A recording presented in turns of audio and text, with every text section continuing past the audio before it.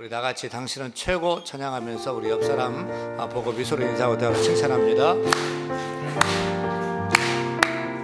주 안에서 모인 당신을 환영합니다. 반갑습니다. 잘 오셨습니다. 예배 사모하는 당 축복합니다. 축복합니다. 당신은 최고 승리하세요. 세상에서 승리하세요. 당신은 최고 사랑합니다. 우리 모두 오늘도 화이팅. 당신은 최고 승리하세요. 세상에서 승리하세요. 당신은 최고 사랑합니다. 우리 모두 오늘도 화이팅. 할렐루야. 우리 엄지척 들고요. 따라서 인사합니다. 하나님은 성도님을 최고로 사랑하십니다. 저도 성도님을 최고로 사랑하렵니다. 하나님 최고, 성도님 최고, 대한교회 최고, 우리 모두 최고. 할렐루야. 오늘 설교 제목은 따라합니다. 대한교회는 다음 세대를 세우는 베스트 교회입니다. 여러분, 우리 교회가 우리 자녀들을 믿음의 세대로 세우는 베스트 교회, 최고의 교회 되기를 원하시면 아멘. 사랑하는 교회 여러분, 여러분은 교회를 얼마나 사랑하십니까? 또 어떻게 사랑하십니까? 인생의 방황은 하나님을 만나면 끝나고 신앙의 방황은 좋은 교회를 만나면 끝난다는 그 말에 저는 100% 동의합니다. 영어로 하나님을 믿지 않는 사람을 The Lost 이렇게 표현하기도 합니다. The Lost, 잃어버린 자들, 잃어버린 사람들이라는. 누구를 잃어버렸어요? 집을 나간 탕자가 아버지를 잃어버리고 세상에서 죄 가운데서 방황하며 기진하며 죽게 되죠. 죽을 고생합니다. 그리고 아버지께 돌아가야 되겠다 해서 돌이켜서 아버지 집에서 아버지를 만났을 때 그의 인생의 방황이 끝나고 기쁨과 행복을 얻지 않습니까? 마찬가지입니다. 하나님을 잃어버린 죄인이 더 로스트, 잃어버린 자들입니다. 그들은 세상에서 죄 가운데서 이리저리 방황합니다. 결국 기진하여 죽고 성경에 따르면 멸망케 된다는 것이죠. 그런데 살 길이 있습니다. 그 살 길이 무엇입니까? 탕자처럼 아버지 하나님께로 돌아오는 것입니다. 하나님께 돌아와서 예수 믿고 하나님을 만나는 것입니다. 하나님 만나면 더 이상의 인생의 방황이 끝나게 되고 참된 기쁨과 만족과 행복을 얻게 될 줄로 믿습니다.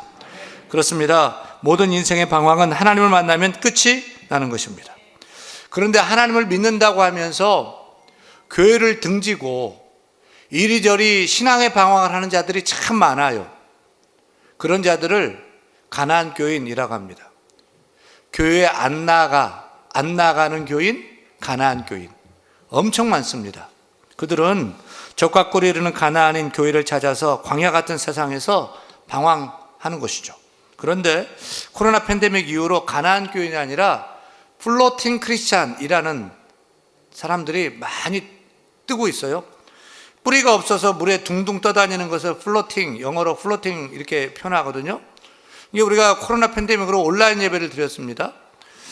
교회 못 오고 온라인 예배를 드렸는데 본교회 온라인 예배만 드린 것이 아니에요. 유튜브로, 인터넷으로 이 교회 저 교회 이 설교 둥둥둥 떠다니면서 은혜를 많이 받았어요. 그러면서 교회에 대한 소속감, 뿌리의식이 약해지기 시작했어요. 우리 교회 내 교회라는 소속감, 그 뿌리의식을 잃어버리게 된 것입니다. 그러다 이제는 방역규제가 다 해제되어서 다 함께 모이게 됐어요. 근데도 교회를 안 나오는 거예요. 나는 온라인 예배가 좋다라고 하면서 소속감이 없이 온라인 예배로 그저 만족하고 그냥 예배를 드리는 것입니다. 커피 없으면 차 마시면 되듯이 현장 예배 대신에 온라인 예배면 되겠다라고 하면서 교회에 안 나와요. 이런 사람을 플로팅 크리스찬이라고 합니다. 심지어는 본교회 온라인 예배가 아니고 장안에 유명하다는 유명 목사님들 또 유명 교회들의 설교를 듣고 예배를 드리는 거예요. 한 군데, 두 군데, 세 군데, 네 군데 둥둥둥둥 유튜버, 인터넷 떠다니면서 뿌리의식 없이 그렇게 신앙생활하는 유형이요. 이렇게 개구리밥 같은 부평초처럼 신앙의 뿌리가 있는 것 같은데 물 위에 둥둥 뜬 그런 뿌리를 가진 떠다니는 부평초형 플로팅 크리스찬이 넘쳐나고 있습니다. 그러니까 플로팅 크리스찬은 가나안 교회가 같으면서도 좀 달라요. 가나안 교회는 나는 예수는 믿는데 교회는 싫어. 교회 안 다니는 거예요. 그런데 플로팅 크리스찬은 교회 좋아. 근데 나는 온라인 예배에 너무 안 좋게 하면서 둥둥둥둥 떠다니는 형이죠. 둘 다 좀 걱정이 많이 되죠. 하지만 이런 신앙의 방황도 좋은 교회 만나고 좋은 목사님 만나면 끝나게 될 줄로 믿습니다. 그런 의미에서는 우리 교회가 가나안 교인이든 플로팅 크리스찬이든 모든 신앙의 방황을 끝내고 신앙의 뿌리를 깊이 내리고 내 당대만이 아니라 우리 자녀 세대 3대 4대 주님 오실 때까지 함께 신앙생활하는 좋은 교회가 되기를 간절히 소원합니다. 그래서 저는 우리 대한교회 영혼표를 사랑하고 섬기며 본질을 붙잡고 일어서자로 정하고 사랑과 본질로 목회를 하고자 합니다. 따라합니다. 사랑하고 섬기며 본질을 붙잡고 일어서는 대한교회. 할렐루야. 우리 대한교회 비전선언문 다 아시죠? 같이 읽겠습니다. 대한교회는 하나님과 이웃을 사랑하고 생명력 넘치는 예배와 기도, 철저한 신앙훈련과 영혼을 살리는 전도와 선교를 통해 믿음의 사람과 가정을 세우고 다음 세대를 키우며 세상을 변화시키는 교회를 꿈꿉니다. 이 비전대로 그대로 이루어지기를 원하시면 아멘. 그래서 우리 교회가 해야 될 사명은 이렇습니다. 대한교회 사명 선언문을 읽습니다. 대한교회는 본질을 붙잡고 믿음의 세대를 세우며 이웃을 섬기고 세상을 변화시키는 교회다. 4가지 사명을 붙들어야 돼요. 첫째는 본질을 붙잡는 사명, 둘째는 다음 세대, 믿음의 세대를 세우는 사명, 셋째는 이웃을 섬기는 사명, 넷째는 세상을 변화시키는 사명입니다. 이 4가지 사명을 대한교회 핵심 가치로 정하고 집중하고자 해요. 여러분, 우리가 열심히 신앙생활하고 열심히 봉사를 하는 것도 좋지만 핵심을 알고 열심을 내야 돼요. 그리고 열매도 있고 역사도 일어나는 것입니다. 시험을 보는 학생이 열심히 공부한다고 시험 잘 보고 점수가 오르는 게 아니에요. 핵심을 알아야 돼요. 그 핵심 붙잡고 공부를 해야 좋은 결과가 나타나는 거예요. 신앙생활도 마찬가지예요. 신앙의 핵심을 잘 알고서 붙들고서 신앙생활해야지 놀라운 역사가 나타나는 것입니다. 허공을 치는 신앙생활은 헛될 뿐입니다. 그래서 우리 교회 사명 핵심 가치를 영어 BEST, best로 정리를 했습니다. 첫 번째 사명 B, Building on the Foundation, 본질을 붙잡는 교회. E, Educating the Next Generation, 다음 세대를 세우는 교회. S, Serving the Neighborhood, 이웃을 사랑하고 섬기는 교회. T, Transforming the World, 전도 선교 장학 구제로 세상을 변화시키는 교회. 할렐루야. 여러분, 세상에는 교회가 참 많습니다. 좋은 교회도 많아요. 그런데 우리 교회가 베스트 교회, 최고의 교회가 되기를 저는 원합니다. 인생의 방황하는 자들도 우리 교회에 와서 하나님 만나고 더 이상의 방황을 다 끝내게 되는 교회가 되었으면 좋겠어요. 방황이 끝나고 행복이 시작되는 교회가 되기를 소원합니다. 신앙에 붕붕 뿌리가 없이 둥둥둥둥 떠다니는 그런 사람들도 우리 교회에 와서 뿌리를 깊이 쭉쭉 내리는 것입니다. 그래서 우리 모두가 대한교회라는 은혜의 시냇가, 말씀의 시냇가, 생명의 시냇가의 뿌리를 깊이 내리는 심겨진 나무처럼, 물가까지 시냇가에 심겨진 나무처럼 물가까지 뿌리를 깊이 내려서 철을 따라 열매를 맺는 것. 인생의 봄에도 여름에도 가을에도 겨울에도 열매를 맺고 큰 나무가 되어서 잎사귀가 무성한 그런 교회가 되고 성도가 되고 모든 범사가 형통케 되는, 하나님이 찾으시고 하나님 기뻐하시는 그 교회 말입니다. 또 우리가 찾고 소원하는 그 교회가 우리 교회가 될 수 있도록 같이 손잡고 교회를 세워나가기를 간절히 소원합니다. 지난 주일에 베스트 대한교회는 첫째로 B, Building on the Foundation, 본질을 붙잡는 교회로 우뚝 서야 된다고 설교를 했습니다. 여러분, 우리 대한교회는 신앙의 본질, 신앙생활의 DNA인 예배, 기도, 복음 붙잡고 나아가야 합니다. 그런데 이 일을 이렇게 대그룹 모임으로 수백 명, 수천 명 모여가지고 구체적으로 진행하기가 어려워요. 그래서 각 남녀 전도회별로 소그룹을 4명, 5명 정도로 나누어서 같이 성경도 읽고 같이 말씀도 나누고 두 손 잡고 같이 기도하고 밥도 먹고 교제함으로 하나님의 블레싱, 복 주시는 건강한 신앙생활, 교회 생활을 하려고 합니다. 신앙생활 나 혼자 설 수 없습니다. 함께 해야 합니다. 여러분 3월부터 시작되는 소그룹 사랑방에 참여해 주시기를 부탁합니다. 이제부터 대한교회는 대그룹인 장년 이런 그룹과 중그룹인 남여전도회와 소그룹인 사랑방을 통해서 본질을 붙잡는 교회로 우뚝 서고자 합니다. 둘째, 베스트 대한교회는 이 Educating the Next Generation, 따라합니다. 다음 세대를 세우는 교회. 그렇습니다. 다음 세대를 세우는 교회로 나아가고자 합니다. 저는 교회 다음 세대요, 믿음의 다음 세대를 생각하면 동화 피리 부는 사나이 이야기가 제일 먼저 생각이 나요. 피리 부는 사나이 이야기는 어느 피리 부는 사나이의 그 피리 부는 소리를 따라서 한 동네의 아이들이 한꺼번에 다 사라져버렸다는 끔찍한 결말 때문에 우리가 어른이 되어서도 기억하는 동화이지 않습니까? 흥미로운 사실은 우리가 이 이야기의 배경을 주목해야 돼요. 이 이야기는 바로 유럽에서 흑사병, 패스트라는 끔찍한 그 전염병이 창궐할 때 1246년 6월 26일에 독일의 하멜른이란 동네에서 130명의 어린이들이 실종된 사건에서 발상이 된 동화 얘기예요. 아마도 동네 아이들 흑사병으로 한날에 전부 다 죽어버린 것 같아요. 그래 동네의 다음 세대 아이들이 다 씨가 말라서 다 사라졌다는 것으로 해석이 됩니다. 그런데 공교롭게도 제2의 흑사병이라고 불리기도 하는 이 코로나 전염병은 마치 동화 속에 피리 부는 사나이 이야기처럼 한국교회 어린이들을 한꺼번에 몽땅 갑자기 사라져버리게 한 것입니다. 물론 우리 사회의 저출산 문제, 또 초고령 사회 문제가로 2017년부터 노인 인구가 어린이보다 더 많아졌어요. 동네 학교에, 가정에, 교회에, 학원에 아이들이 점점 사라지고 있는 것이죠. 그래서 전남 광진군에서는 출산 장려금으로 5천만 원을 준대요. 이사 가세요. 전남. 그래도 안 가는 거예요. 아기가 안 나는 거예요. 5천만 원을 주는데. 하지만 교회주일학교는 저출산보다 더 큰 문제로 코로나 팬데믹을 만났어요. 코로나는 전염병이잖아요. 애들을 부모들이 교회 안 보내는 거예요. 부모들이 자녀를 교회 안 보내요. 믿음 좋은 부모님과 함께 오는 아이들만 교회 와서 예배 드릴 수 있어요. 전체로 혼자서 교회 오는 아이들은 거의 없어져 버렸어요. 학교 앞에 가서 전도를 해도 친구 손잡고 오고 하면 되는데 이제는 부모님이 허락하지 않아요. 혼자 못 오게 해요.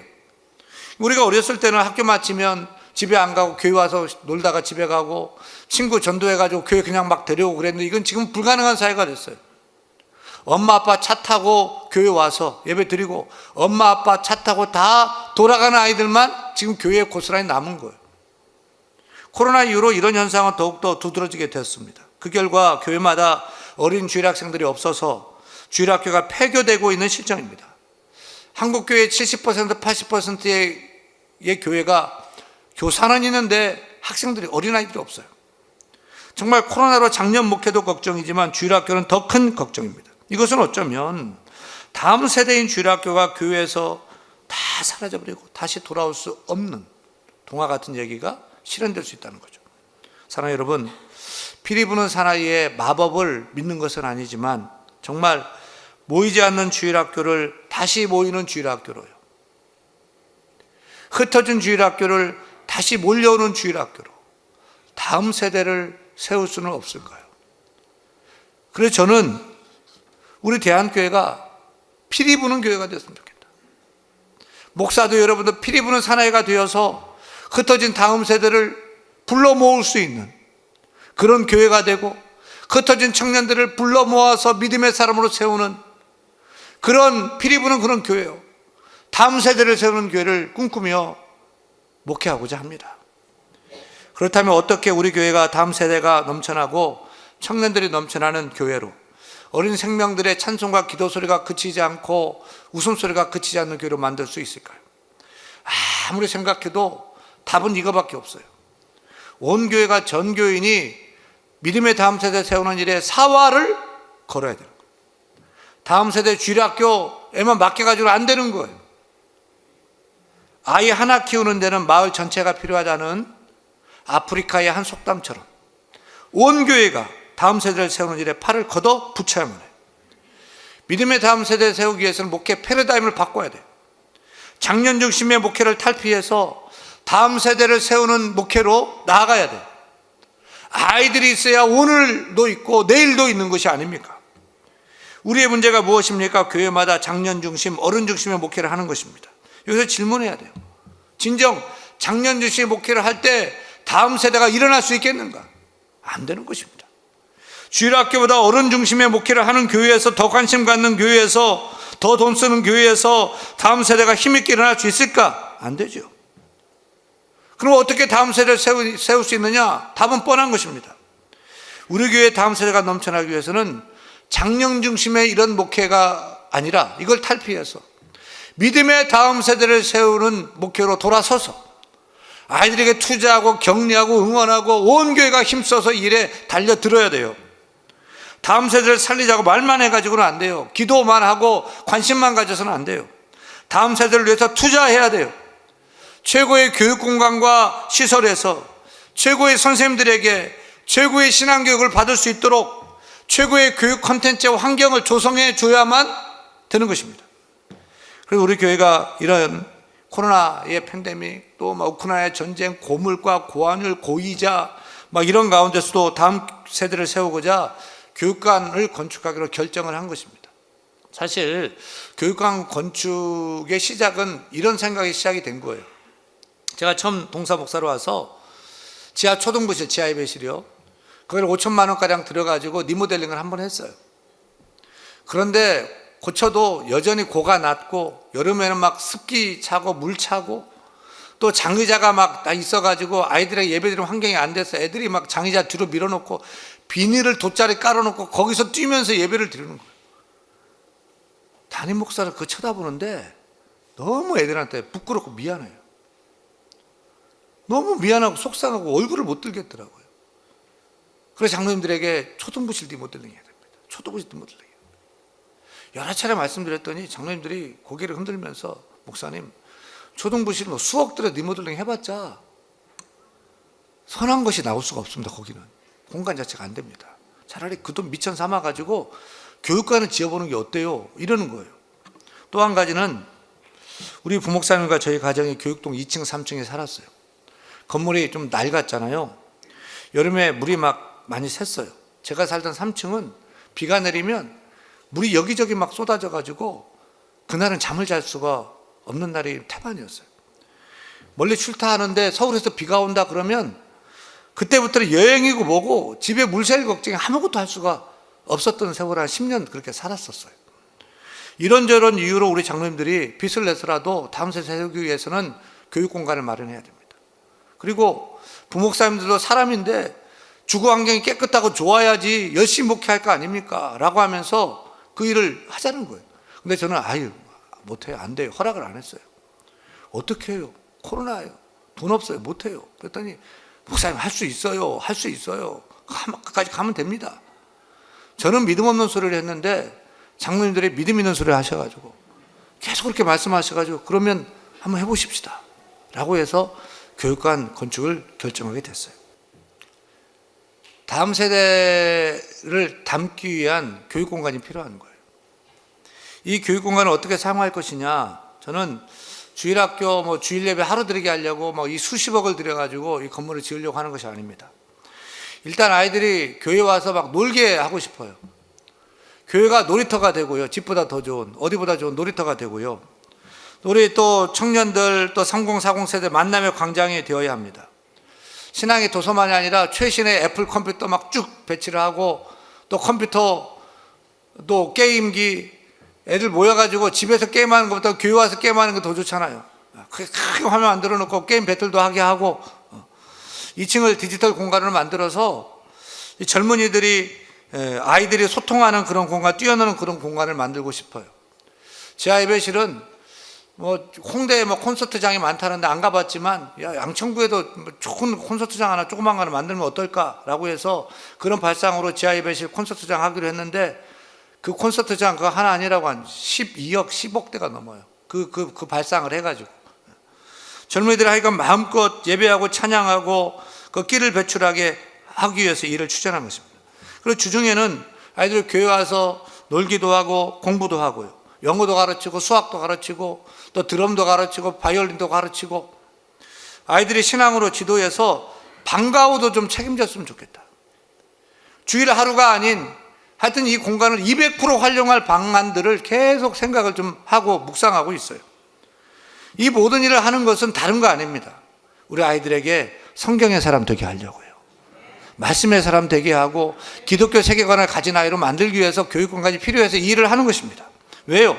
왜 성경을 가르쳐야 됩니까? 다 같이 디모데후서 3장 15절 말씀 읽겠습니다. 또 어려서부터 성경을 알았나니 성경은 능히 너로 하여금 그리스도 예수 안에 있는 믿음으로 말미암아 구원에 이르는 지혜가 있게 하느니라. 왜 우리가 성경을 아이들에게 가르쳐야 됩니까? 오직 성경을 통해서만 우리 자녀들이 죄인임을 깨닫고 회개하게 되고 예수 믿어 죄에서 구원받아 하나님 백성 하나님 자녀가 될 수 있기 때문인 줄 믿으시면 아멘. 왜 예수 믿고 구원받았는데 계속 성경을 가르치고 기독교 세계관을 갖게 해야 됩니까? 디모데후서 3장 16절 17절 말씀 읽겠습니다. 모든 성경은 하나님의 감동으로 된 것으로 교훈과 책망과 바르게 함과 의로 교육하기에 유익하니 이는 하나님의 사람으로 온전하게 하며 모든 선한 일을 행할 능력을 갖추게 하려 합니다. 국영수가 중요하지만 그것이 사람을 바꾸는 게 아니에요. 명문대학이 사람을 사람되게 만드는 것이 아니에요. 좋은 직장, 고액의 연봉이 사람을 새롭게 하고 이 성숙한 사람을 만드는 게 아닙니다. 오직 하나님 말씀만이 가능한 줄로 믿습니다.